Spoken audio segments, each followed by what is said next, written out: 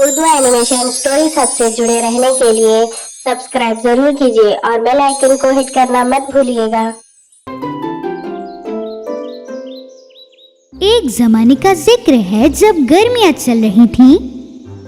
जंगल में रहने वाले तमाम जानवर, परिंदे और कीड़े गर्मियों के मजे ले रहे थे और उन्हें खाना ढूंढने में भी कोई मुश्किल नहीं हो रही थी।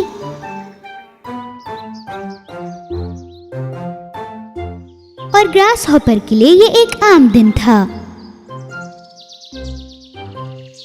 वो अपनी जमा की हुई जड़ें खा रहा था और साथ में वायलिन बजा रहा था, एक पेड़ के नीचे बैठकर।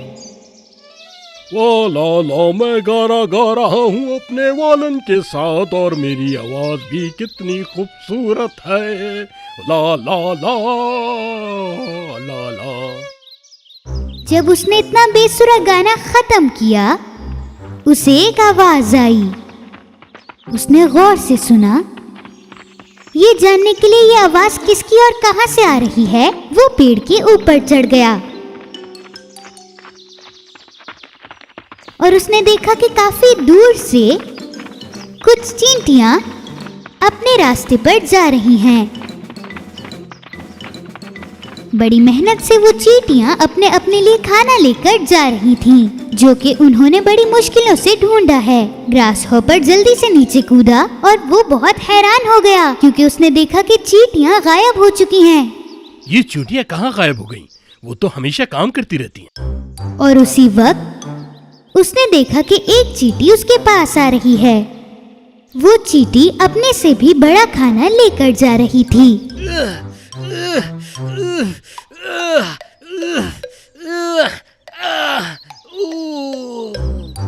जब वो ग्रास हॉपर के थोड़ा करीब आया तो उसने वो गिरा दिया जो उसके हाथ में था।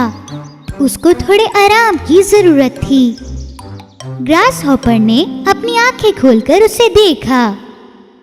तुम इसे कहीं लेकर जा रही हो इस टाइम? तुम जानते हो इस तरह तुम्हें लेकर जाने में बड़ा हादसा भी हो सकता है। नहीं, मैं पूछ सकता हूँ ये तुम क्यों कर रहे हो? हम इस सामान को जमा कर रहे हैं। अरे बेवकूफ, इस तरह तो तुम्हें बहुत चक्कर लगाने पड़ेंगे। हम ये सामान सर्दियों के लिए जमा कर रहे हैं। सर्दियों के लिए सामान अभी से जमा कर रहे हो? क्यों भाई, क्या वजह है? आराम करो, अभी तो सर्दियां बहुत दूर हैं। एंजॉय करो, बहुत टाइम है अभी। हमारी छोड़ो, तुम अपनी बताओ, तुम क्या करोगे? मैं कमाल का बंदा हूँ, कुछ भी कर लूंगा, तुम बेफिक्र रहो। तुम तो हमेशा आराम करते रहते हो, मैं तो खाने के लिए मेहनत कर रहा हूँ। मैं इतना सब कुछ नहीं सोचता और वैसे भी गर्मियों में मैं कुछ ज्यादा ही आराम करना चाहता हूँ। उस चीते ने उसकी बातों पर जरा सा भी ध्यान नहीं दिया और उसने अपना खाना एक दफा फिर उठाने की कोशिश की। ये मैं अकेला नहीं उठा सकता, क्या तुम उसको उठाने में मेरी मदद करोगे? एक सिंगर और आर्टिस्ट को ऐसे काम नहीं करना चाहिए भाई।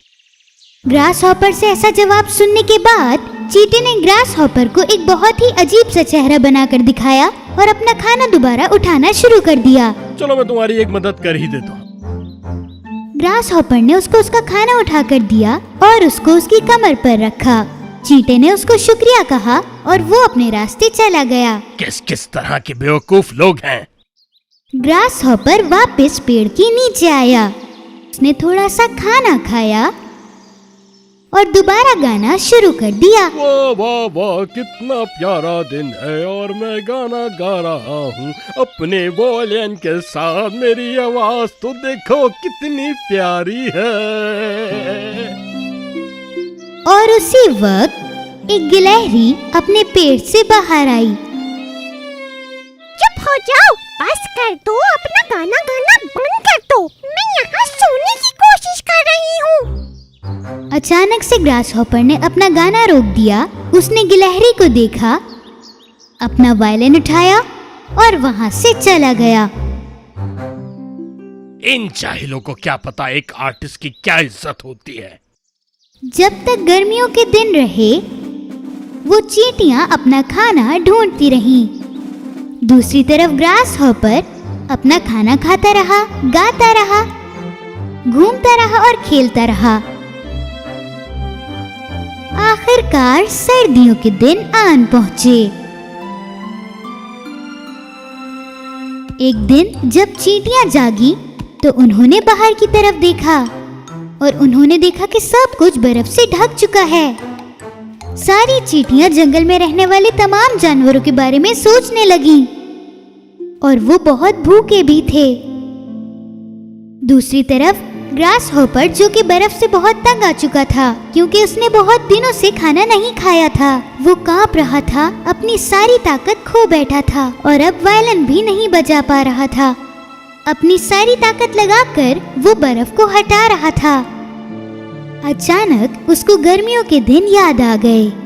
कितने प्यारे दिन थे कि मुझे भी खाना जमा कर लेना चाहिए था। मैंने उनकी बात नहीं मानी, वो लोग बिल्कुल सही थे। और उसी वक्त उसको चींटियों के बारे में याद आया। उन्होंने बहुत सारा खाना अपने घरों में रखा था। फिर उसने सोचा कि ये आइडिया अच्छा नहीं है, क्योंकि गर्मियों में उसने एक चींटे का मजाक उड़ाया था। क्या वो अब उसकी मदद करेंगे?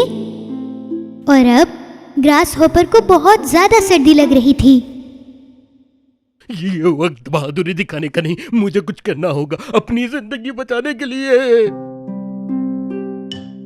वो सीधा चींटियों के घर की तरफ आया। वो दरवाजे के पास आकर खड़ा हुआ और चीखा, कोई यहाँ पे है? मेरी मदद करो। कौन है?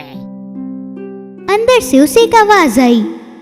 ग्रास हॉपर ने अपनी सारी ताकत लगाकर जवाब दिया, मेरी दोस्त चींटी, प्लीज मेरी हेल्प करो।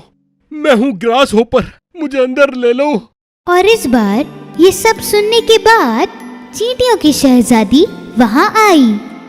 क्या हो रहा है? किसको मदद की जरूरत एक है? बेचारा ग्रास हॉपर है जो हमेशा गाने गाता फिरता था। मुझे लगता है उसे भूख लगी है। जिसको भी मदद की जरूरत हो उसे कभी मना नहीं करना चाहिए। चींटियों की शहजादी और कुछ चींटियां बाहर आईं। ग्रास हॉपर सर्दी की वजह से बेहोश पड़ा हुआ था। चींटियों ने ग्रास हॉपर को उठाया और अपने घर में ले गए। ग्रास हॉपर को होश आया सिर्फ और सिर्फ चींटियों की वजह से। चींटियों ने उसे पानी दिया और खाना दिया। अब वो थोड़ा अच्छा महसूस कर रहा था। ग्रास हॉपर ने शुक्रिया कहा और छोटे चींटे के पास चला गया। मैंने तुम्हारे साथ बहुत बुरा किया। तुम लोग सर्दियों के लिए मेहनत करते रहे और मुझे कोई फिक्र ही ना थी। तुमने मुझे समझाया भी था पर मेरी समझ में ना आया। मुझे अफसोस है। ये तुम्हारे लिए एक अच्छा सबक है। हम भी गाने गाते हैं और एंजॉय भी करते हैं, लेकिन अपने मुस्तकबिल के बारे में पहले सोचते हैं। हमने खाना जमा नहीं किया होता तो हमारी हालत भी आज तुम्हारी तरह होती। ग्रास हॉपर कुछ दिन तक उन्हीं के घर पर रुका। अब उसकी तबीयत पूरी तरह से ठीक हो चुकी थी। जब जाने का वक्त आ गया तो चींटियों ने उसे कुछ खाना दिया। तुमने मेरे लिए जो किया उसका बहुत शुक्रिया। मैं तुम्हारा यह एहसान कभी नहीं भूलूंगा और आज के बाद लेजी कभी नहीं बनूंगा। क्या मेरी एक मदद करोगे?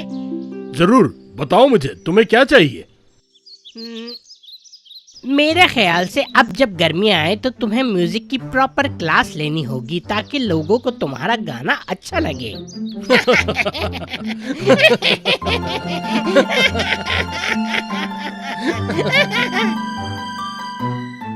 अगर आपको वीडियो पसंद आए तो प्लीज लाइक जरूर कीजिए और चैनल को सब्सक्राइब करना ना भूलिए। अगले वीडियो में मिलते हैं, तब तक के लिए अल्लाह हाफिज।